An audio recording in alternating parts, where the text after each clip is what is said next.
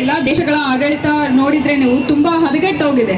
But ಸ್ವಾತಂತ್ರ್ಯ ಬಂದಾಗಿಂದ ಇಲ್ಲಿವರೆಗೂ ಕೂಡ ಹೆಮ್ಮೆಯಿಂದ ಹೇಳ್ಕೋಬೇಕು ನಾವು ಭಾರತೀಯರಂತ ಅಂತ ನಮಗೆ ಅದೊಂದು ಅವಕಾಶ ನೀಡ್ತಿರೋದು ನಮ್ಮ ಸಂವಿಧಾನ. ಬಿಕಾಸ್ ಸಂವಿಧಾನದಿಂದ ಮಾತ್ರ ನಮ್ಮ ಆಡಳಿತ ಚುಕ್ಕಾಣಿ ಬಿಗಿಯಾಗಿ ಇದೆ. ಇರೆಸ್ಪೆಕ್ಟಿವ್ ಆಫ್ ಯಾವುದೇ ಪಕ್ಷ ಆಡಳಿತಕ್ಕೆ ಬಂದರೂ ಪರವಾಗಿಲ್ಲ, ಸಂವಿಧಾನದ ಆಶಯಗಳ ಅನುಕೂಲಕರವಾಗಿಯೇ ನಮ್ಮ ಆಡಳಿತ ನಡೀತಾ ಇದೆ. ಸೊ ಹಂಗಾಗಿ ನಾವೆಲ್ಲರೂ ಸಂವಿಧಾನದ ಆಶಯಗಳು ಏನಿದಾವೆ ಅದನ್ನ ಈಡೇರಿಸೋ ಕೆಲಸ ಮಾಡೋಣ. ನಮ್ಮ ಹಂತದಲ್ಲಿ ಸಂವಿಧಾನದ ಬಗ್ಗೆ ಎಲ್ರಿಗೂ ಪ್ರಚಾರ ಮೂಡಿಸೋಣ ಅಂತ ಹೇಳ್ತೀನಿ. ಎಲ್ರಿಗೂ ಧನ್ಯವಾದಗಳು. ಈ ವೇದಿಕೆಯಲ್ಲಿ ಈ ಕಾರ್ಯಕ್ರಮಕ್ಕೆ ಆಗಮಿಸಿರುವಂಥ ಜನಪ್ರಿಯ ಜನಮೆಚ್ಚಿನ ನಾಯಕರು ಮತ್ತು ಬೇಡರ ಕಣ್ಣಪ್ಪ ಎಂಬ ಖ್ಯಾತಿಗೆ ಹೆಸರಾಗಿರುವಂಥ ಜನಪ್ರಿಯ ಶಾಸಕರು ಶ್ರೀನಿವಾಸರವರೇ ಹಾಗೂ ನನ್ನ ನೆಚ್ಚಿನ ವಿದ್ಯಾರ್ಥಿನಿಯರೇ ಹಾಗೂ ಅಧಿಕಾರಿ ವರ್ಗದ ವೃಂದದವರೇ, ಸ್ವತಂತ್ರ ಬಂದು ಸುಮಾರು 78 ವರ್ಷಗಳ ಕಾಲ ಕಳೆದರೂ ಕೂಡ ನಮ್ಮ ದೇಶದಲ್ಲಿ ಇವತ್ತಿನವರೆಗೂ ನಮಗೆ ಸಮನಾದ ಹಕ್ಕು ಮತ್ತು ಸ್ವಾತಂತ್ರ್ಯ ಸಿಗ್ತಾ ಇಲ್ಲ. ಅದೇ ಕನಸನ್ನು ಇಟ್ಕೊಂಡು ಬಾಬಾ ಸಾಹೇಬ್ ಅಂಬೇಡ್ಕರ್ ಅವರು 1949 ನವೆಂಬರ್ 26ರಂದು ಈ ದೇಶಕ್ಕೆ ಸಂವಿಧಾನವನ್ನು, ಬಹುದೊಡ್ಡ ಸಂವಿಧಾನವನ್ನು ನಮ್ಮ ಭಾರತ ದೇಶಕ್ಕೆ ಸಮರ್ಪಣೆ ಮಾಡಿದರು.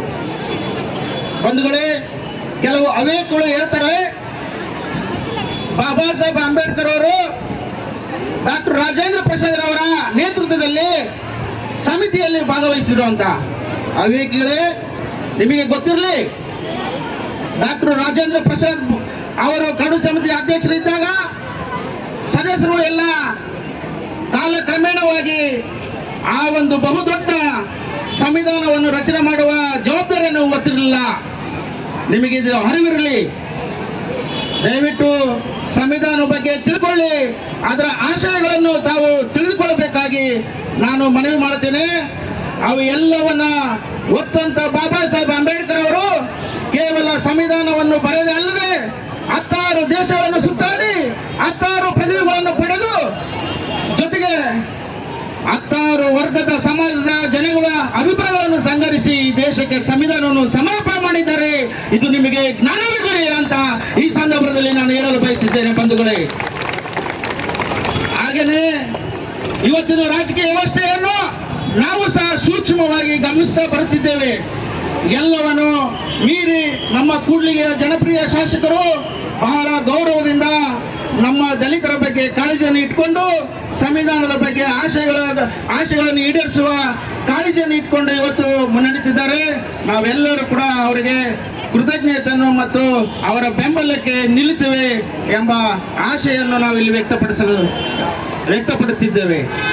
ಹಾಗೆಯೇ ಇವತ್ತು ಸಂವಿಧಾನದ 7ನೇ ಕರಡನ್ನು ನಾನು ಅತಿ ಹೆಚ್ಚು ಮಾತಾಡಲ್ಲ.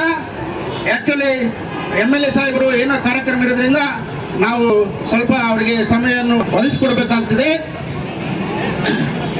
ಮಹಿಳೆಯರೇ, ವಿದ್ಯಾರ್ಥಿನಿಯರೇ, ಬಾಬಾ ಸಾಹೇಬ್ ಅಂಬೇಡ್ಕರ್ ಅವರು ಒಂದು ವಿಶೇಷವಾದ ಸಮಿತಿ ಒಂದು ಕರಡನ್ನು ರಚಿಸು. ಅದು ಯಾವುದು ಅಂತಂದ್ರೆ, ಮಹಿಳೆಯರಿಗೆ 7ನೇ ಕರಡನ್ನು ಪಾರ್ಲಿಮೆಂಟ್ಗೆ ತಗೊಂಡು ಹೋಗ್ಬೇಕಾದ್ರೆ ಅಲ್ಲಿ ವಿರೋಧ ಮಾಡ್ತಾರೆ. ವಿರೋಧ ಮಾಡಿದ್ರು ಸಹ ಅವರು ಕಾನೂನು ಸಚಿವ ಸ್ಥಾನಕ್ಕೆ ರಾಜೀನಾಮೆ ಕೊಟ್ಟು ಹೊರಗಡೆ ಬಂದು ಮಹಿಳೆಯರಿಗೆ ವಿಶೇಷ ಸ್ಥಾನಮಾನ ಅಂತೇಳಿ ಶಪಥ ಮಾಡಿ ಅವರಿಗೆ ವಿಶೇಷ ಸ್ಥಾನಮಾನಗಳನ್ನು ಇವತ್ತು ಸಮಾನವಾದ ಮತ್ತು ಅವರು ಕೂಡ ಗಂಡು ಹೆಣ್ಣು ಭೇದ ಭಾವ ಇಲ್ಲದೆ ಹೊರಗಡೆ ಬಂದು ಇವತ್ತು ಪ್ರಜಾಪ್ರಭುತ್ವ ವ್ಯವಸ್ಥೆಯಲ್ಲಿ ಸಮಾನವಾಗಿ ಬದುಕಬೇಕು ಎಂಬ ಪಣ ಕೊಟ್ಟ ವ್ಯಕ್ತಿತ್ವ ಅಂದ್ರೆ ಅದು ಬಾಬಾ ಸಾಹೇಬ್ ಅಂಬೇಡ್ಕರ್ ಅವರು. ಇದನ್ನ ನಿಮ್ಗೆಲ್ಲರಿಗೆ ಗೊತ್ತಿರಲಿ. ಸಂವಿಧಾನದ ಬಗ್ಗೆ ತಾವೆಲ್ಲರೂ ಓದಿ ಅದರ ಬಗ್ಗೆ ಆಶಯಗಳು, ಅವರ ಕನಸುಗಳನ್ನು ತಾವು ಈಡೇರಿಸಬೇಕಾಗಿ ನನ್ನ ಮಾತುಗಳನ್ನು